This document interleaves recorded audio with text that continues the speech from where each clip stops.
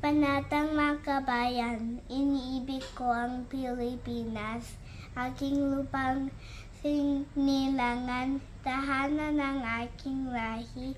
Kinukupkup ako at tinutulungang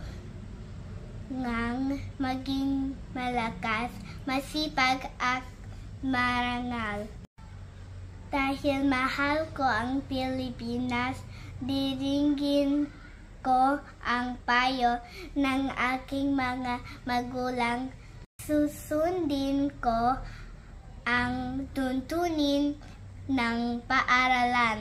Tutuparin ko ang tungkulin ng mamamayang makabayan, naglilingkod, nag-aaral at nananalangin ng buong katapatan.